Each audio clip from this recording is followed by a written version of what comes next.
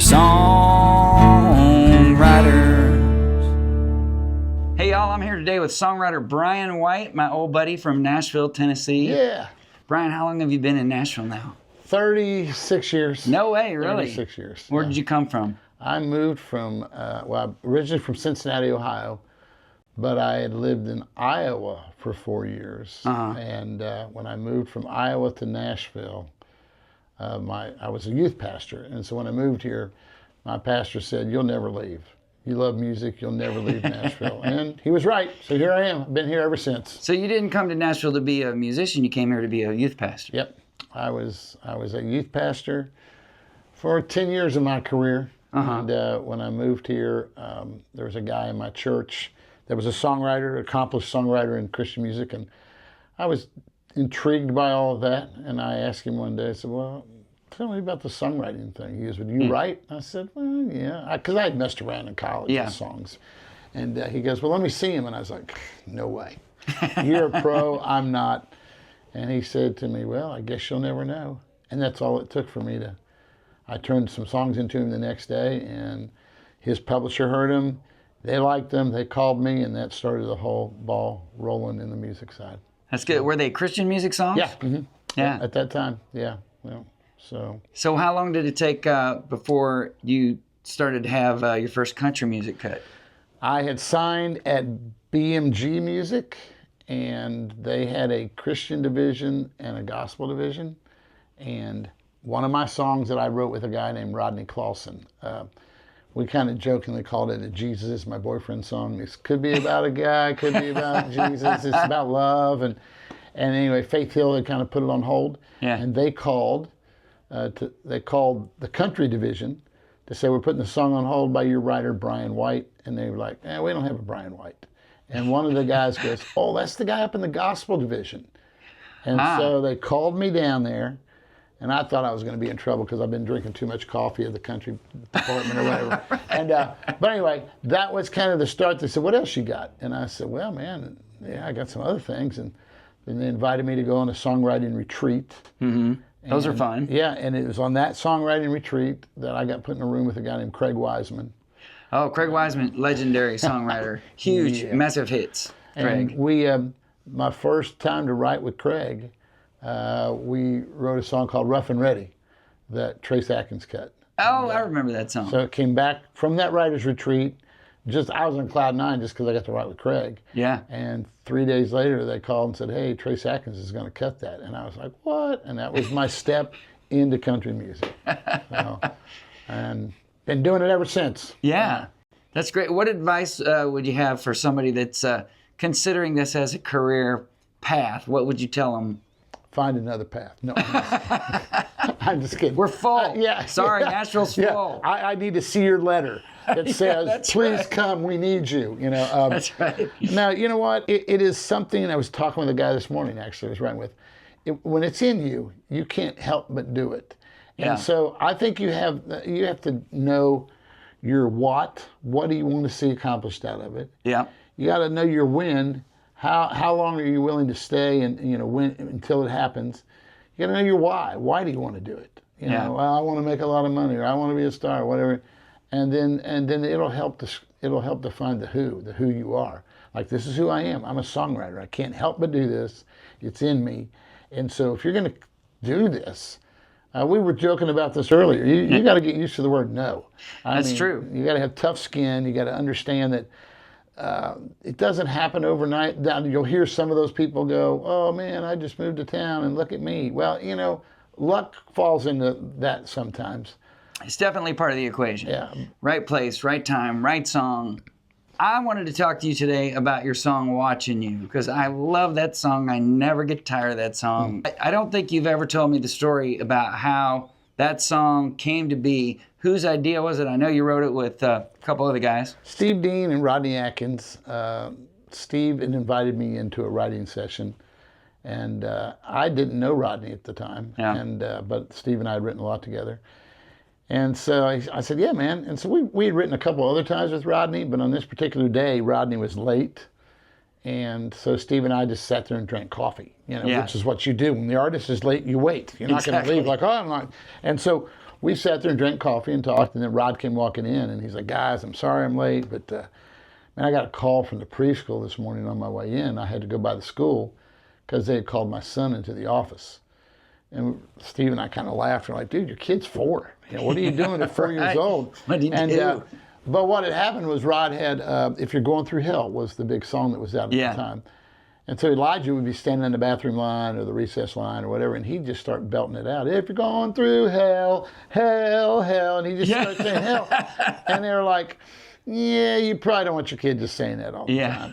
And so Rod was like, man, I don't know why he's doing that, you know. And Steve and I are looking at each other and we're going, dude, he's just doing what you do. Yeah. I mean, he wants to be you. He's listening to you and he's watching you. And Rodney's like, man, we should write that song. Yeah. And man, I always joke and say, I've never been so glad I liked coffee in all my life, because we sat there and drank coffee until that song showed up, and there it was. And it's a game changer for me. It's, you know, he went on to be 5-week #1. And, wow. Country Radio named it most played song of the decade last year, and wow, I believe it. Yeah, and because I still hear it all the time. Well, you know, good for you, Brian. For Father's Day, yeah. Thank you for you know the mailbox money. I thank you. But what's cool is like Rod put out a new acoustic version for Father's Day. Yeah. And he just posted. I just saw it yesterday on Instagram. And it says, do you ever wonder what happened to that little boy in the Watching You video? And Rodney's singing, driving through town, and he goes, I said, where'd you learn how to do that? And then Elijah, who is now 20? Yeah. I don't know, something like that, steps in, I've been watching you, Dad, and they're singing it together. And I'm like, and it's one of those goosebump things. You go, I hope that they put that out as a duet. That's what people are saying. Put out a duet. Oh, that's a great idea. But it was so cool. And you know, it's funny. I'll play that out play it every time I play. Yeah. And I still to this day will get people come and go, oh my gosh, that was my dad and I's song. Or you know, even girls, you know, like that was my mom, you know. And so it was a blessing. You know, it was one of those gifts. My wife says the gift that keeps on giving, because it's very in rotation, still heavy rotation and recurrent, and but I love just the message and the thought behind it, you know. And so we joked that day about when our kids pick up the bad things we do, you know. But I said, but they also pick up the good things. It's true. And I said, I remember my dad. I was raised in a Christian home, and I remember my dad sitting in his recliner reading his Bible, and he'd come in and pray with me at night. And those are all the things that, you know, as a kid, are etched into you and help build you. And so that's where we went with the second verse. And I just, you know, to have that kind of success with a song, I wasn't sure, was country radio going to play, you know, that? Yeah. And well, in country music, you could talk about praying. Yep. In country music, you know. So they didn't, family values. They didn't flinch at that. You know? And it's funny, the #1 party for Going Through Hell, we were there, and Mike Curb walked over to me and Steve, and he goes, you know, Going Through Hell is Rodney's Indian Outlaw. Yeah. And he goes, but Watching You is going to be his Don't Take the Girl. Yeah. And we were like, wow. Okay. That's a good sign. Yeah. When it comes from the president of the company, Yeah, I love that. Yeah. It's true. I met a guy, Don Wayne, and he wrote a song called Hello Country Bumpkin, How's the Frost Out on the Pumpkin? Yeah. And he said when he wrote that song that at the time, Nashville was going very pop. And that song was country as cornbread. Yep. And he said he kind of almost wrote it as, you know, he overheard somebody at the company saying, hey, what's Don writing these days? And I said, oh, he's just writing that old country Frost on the Pumpkin stuff. So he got mad and he went home and wrote, How's the Frost Out on the Pumpkin? And I met him at a show one night, and I played Private Malone, and he told me, he said, Private Malone is Frost on the Pumpkin. Oh. And I was like, thanks, man. Thank you, man. Cool. That's high. It's true. That's high praise, man. Watching You is Frost on the Pumpkin. Well, you know what I mean? It's the stuff that matters. It's family and it's real things. And just think about how many dads maybe that you've affected, they go, hey, maybe I shouldn't cuss around my kids so much, or maybe I need to be a little bit better example because, hey, they're paying attention. Totally. I get emails probably daily about people saying, hey, man, this made me rethink how I parent my child. Yeah. What I do in front of them, what I say in front of them, where I take them. Yeah. I mean, and it's just, and again, I'm a person of faith, and so to me, that was just like the Lord saying, hey, you don't have to stand up on a soapbox and preach to people. Just go live your life in a way that honors me and speak of values. And so that song, it has been a blessing, for me. I've sung it on Father's Day so many times. Churches would fly me in to go, we want you to sing that on our Father's Day service. I've had friends say, we showed the video, and it's just one of those, moments in my career that I look back on and go, wow, Rodney could have said, I can't make it that day, I got to go, or we could have said, hey man, we've waited around long enough. Yeah. But it was supposed to be that way. And yeah. Songs happen when they're supposed to happen. Exactly. I still say there's a lot of magic in it. There's a lot of forces beyond our control that we don't understand that make these songs appear and affect millions of people's lives. Yeah. Really. I'm sure you probably know who Stephen Curtis Chapman is, but I heard Stephen say one time, I said, man, you're a great songwriter. He goes, maybe I'm just a great song catcher.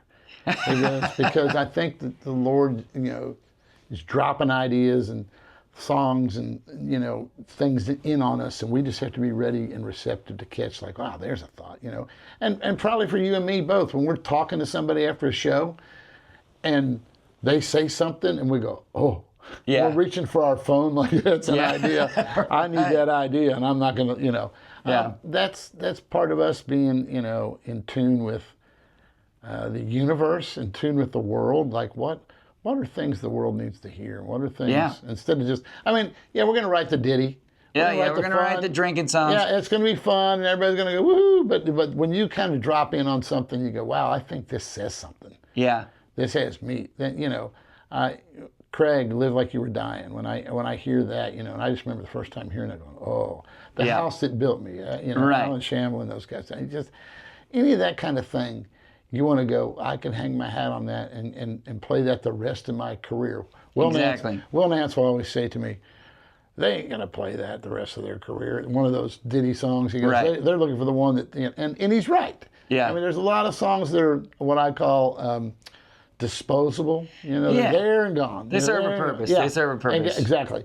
But you want to write that one, you go, man, they can play that the rest of their career and people still want to hear it. It's true. It's interesting to me. My son is now 20 years old, and he's just gotten into country music in the last few years, right?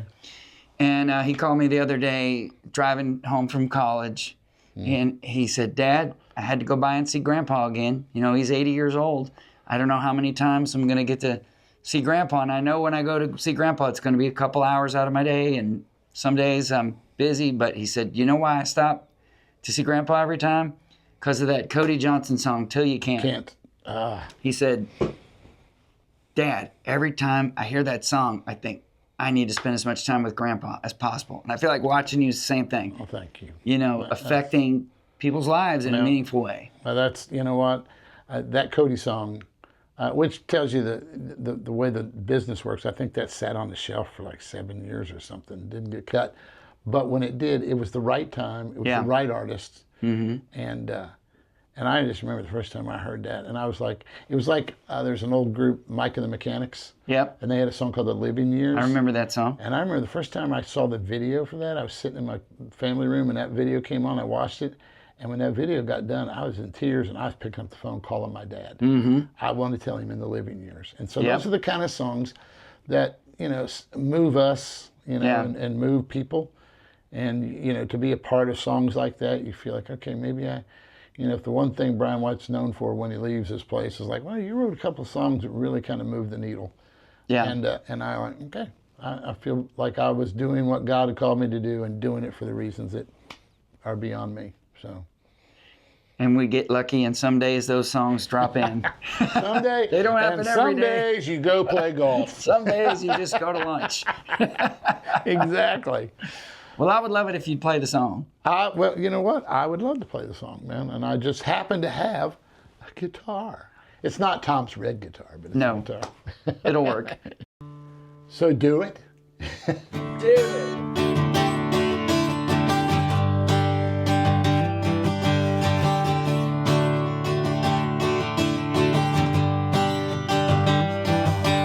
Driving through through town, just my boy and me.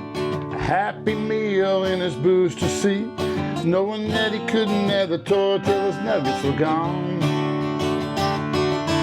A green traffic light turned straight to red. I hit my brakes and mumbled under my breath. His fries went a-flying and his orange drink covered his lap.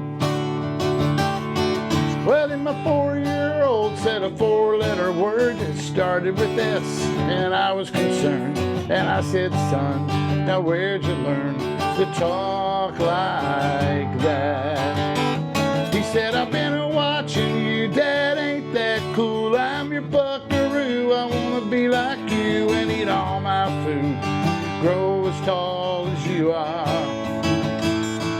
We wear cowboy boots and camo pants, yeah, we're just alike, ain't we, Dad? I wanna do everything you do, so I've been watching you. Well, I got back home and I went to the barn, bowed my head, prayed real hard, said, Lord, please help me help my stupid self. Well, this side of bedtime later that night, turning on my son's Scooby-Doo nightlight. He crawled out of bed and he got down on his knees. He closed his little eyes, folded his little hands, spoke to God like he was talking to a friend. And I said, son, now where'd you learn to pray like that? He said, I've been watching you, Dad, ain't that cool? I'm your buckaroo, I wanna be like you and eat all my food, grow as tall as you are. We like fixing things and holding Mama's hand, yeah, we're just alike, ain't we, Dad? I wanna do everything you do, so I've been watching you. With tears in my eyes, I wrapped him in a hug, said, my little bear, he's growing up. He said, but when I'm big, I still know what to do.